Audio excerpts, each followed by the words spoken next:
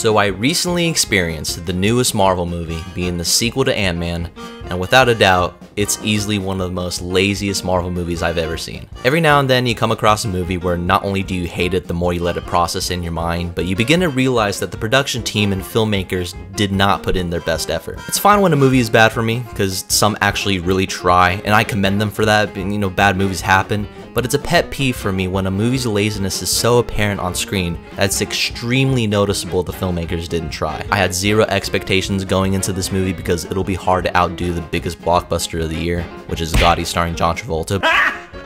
Gotti! It's basically how I felt when walking out of Paul Rudd in the filler sequel. And I'm gonna be going into some spoilers, so if you haven't seen the movie, I say stick around anyway because you're really not missing much, even if you're a Marvel fan. Which I guess would be a good time to get into what I thought about the MCU movies that came out this year, because I haven't talked about them once on this channel. So here's my brief thoughts on this little movie right here. So yeah, here we go. Black Panther is a sleeper hit for me. Like, I got all the elements I wanted in a superhero movie. What are those? But what sold the movie for me were the character dynamics of Killmonger and T'Challa. A lot of people had a problem with Michael B. Jordan's performance as the character, but the way they wrote this villain as someone you can kind of see his point of view despite him killing all white people, it's fine. Like, definitely one of the better Marvel villains in the MCU, by far. I liked how T'Challa felt confliction with how he was running Wakanda, how he wanted to live up to his father's legacy, but at the end of the day, he's following his own path. These two are completely different characters by the end of the movie. They both learn something from each other, even though one dies, but not everything will have that happy ending that you want. Everything else, on the other hand, was on the fence of serviceable or okay for me, such as Martin Freeman being included in the movie.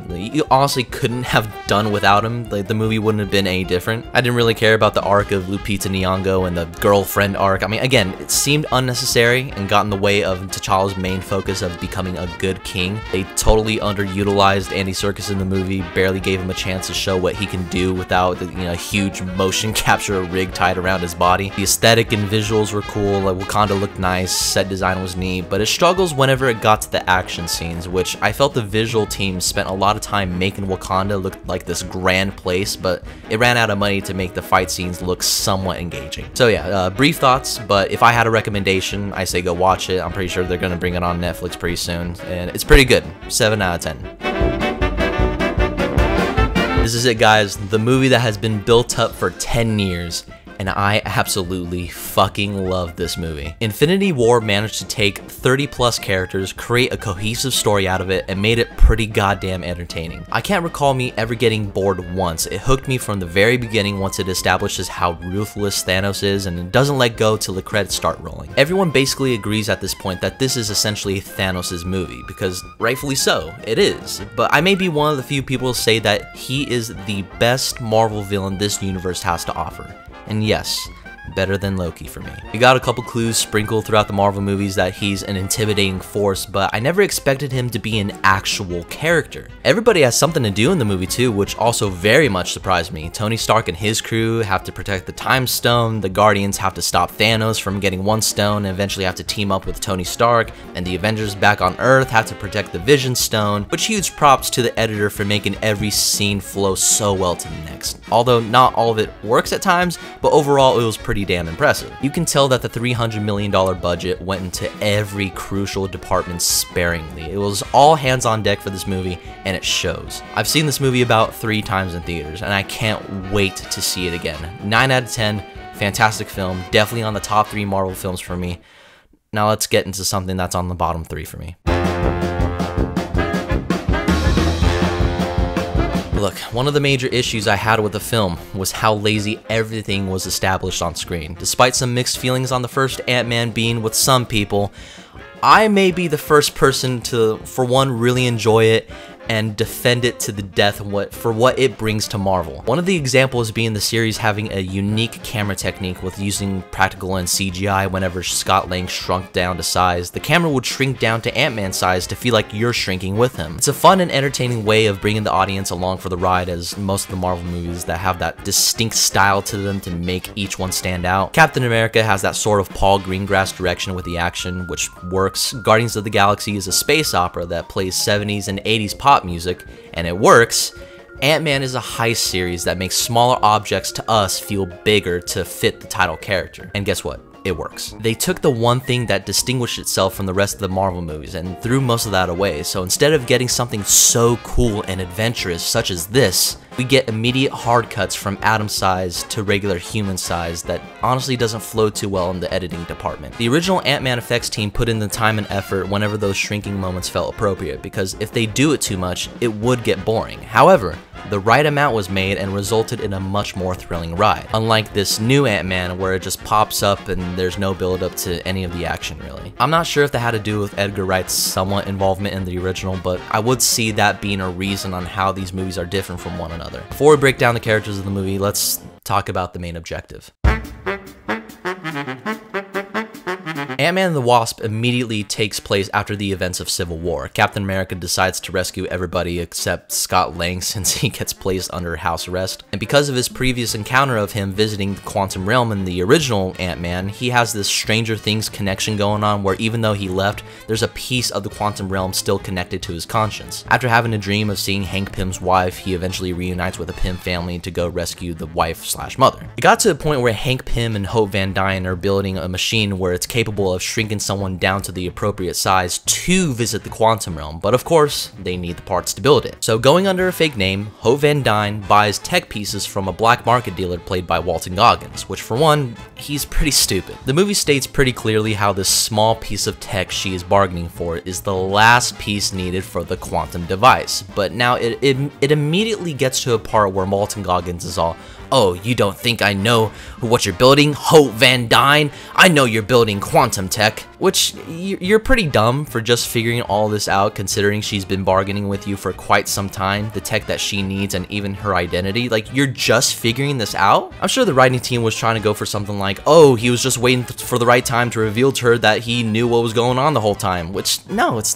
the last fucking piece of the machine her and her dad are making. It doesn't make any sense. Walton Goggins reminds me of one of those annoying side characters you come across in video games that have no impact on the story, which, I mean, yeah, they're fun in video games, but for a movie with a focused story, it's pretty fucking bad. Shows up here and there and just causes more trouble for the main hero's mission, but not in a necessarily good way. Take Walton Goggins out and the movie wouldn't have been any different, honestly. I might be the first person to say that I don't mind the whole FBI barging into Scott Lang's house considering, you know, he's a war criminal at this point. It actually added some sense of a race against time element, if you will, where Scott Lang has to be back home before the FBI catches him. Why not just have the FBI go after Hank Pym and Hope Van Dyne also instead of Walton Goggins? Or have Hope Van Dyne secretly steal the tech parts using the Wasp suit and save them trouble from ever having to bargain with someone face to face. Oh yeah, that's right, we gotta have a filler, fun Marvel movie, I guess. Look, I don't mind dumb comic book things every now and then, but just the more you think about stuff like this in Ant-Man and the Wasp, the dumber it gets, and it would have saved us a lot of screen time. It doesn't really serve any purpose for the characters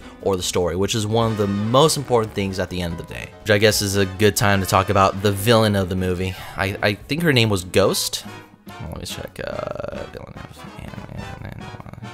Yeah, Ghost. Which leads to one of the most laziest parts of the movie in my opinion. It gets to a moment where Ant-Man and the Wasp are investigating who this lady is. Like, she's after the same tech Hank Pym and Hope Van Dyne are after, you know, for building the machine, and of course, they eventually get caught. They wake up to find that they're tied to chairs, and guess what Ghost starts doing? He starts monologuing. The movie goes down the route of like, oh, now that I got you, it's time for me to explain my backstory. It doesn't earn any character progression for Ghost whatsoever. All of it felt very forced. There was a sense of subtlety when introducing who the villains are in the two other Marvel movies that have come out this year. Killmonger and Thanos established that they are a force to be reckoned with in their intros, but later unravels who these characters are in terms of motivations and ideologies, and the build up to these characters paid off at the end, and they're sort of like sympathetic villains. You don't really feel this way towards Ghost, since she has a backstory of a sympathetic villain, since the powers that she has actually hurts her and she wants to get rid of them. She wants the same thing as the heroes do, which is go inside the quantum realm, change her genetics, and save her own life. But the heroes are worried that the goal of modifying her would cause Mama Pym to get killed in the quantum realm, and that's how they have to stop her. I don't like that whole story arc of villains explaining their entire plan to the hero as if it's exposition for the audience, but again,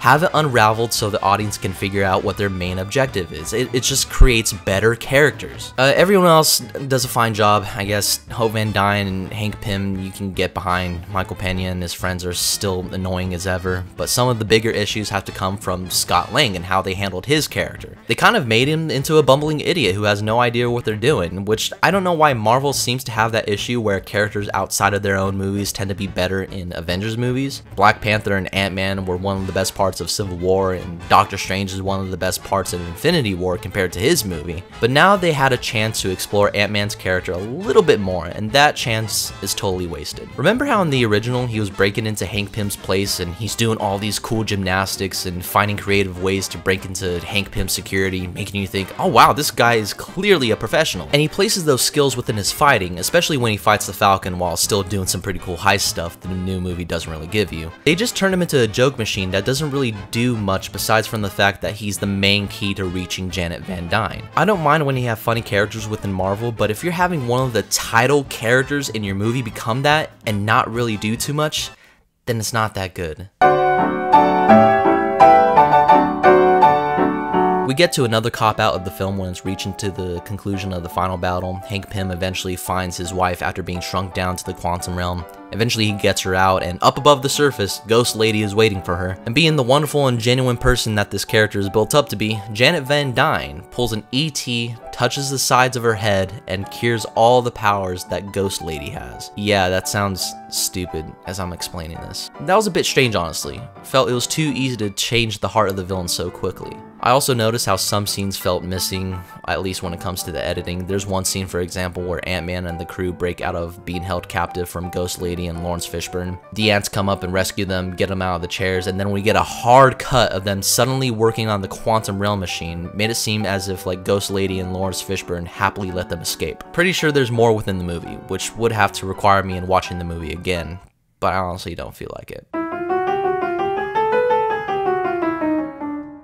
Now, this isn't a movie where it completely takes me out of the Marvel Cinematic Universe. It's just done very poorly. And that's okay, because not every Marvel film has to be good. You're gonna get some duds here and there. And if you like Ant-Man and the Wasp, that's totally okay as well. We all have differing opinions on film, and that's really the beauty of the entire thing. However, there's not really much that you can say to me to change my mind about Ant-Man 2. I have my reasons, as you can see throughout the entire video, but I do want to say thanks for watching. It took me a while to make this, and I'm happy you guys are still around to watch my videos. And for those who haven't subscribed to this channel, just came across it, just looking up if people hated Ant-Man just like you, hey, subscribe to this channel and click that bell notification to keep up to date with all my recent videos. Be sure to check out my newest short film, Two Graves, that's currently up. Hope you guys like that. You'll probably hate it just as much as Ant-Man and the Wasp. And I shall see you guys next time. Definitely gonna cover every single Marvel movie after Infinity War Part 2 comes out. That's gonna be a long video, but I'll see you guys next time. See ya.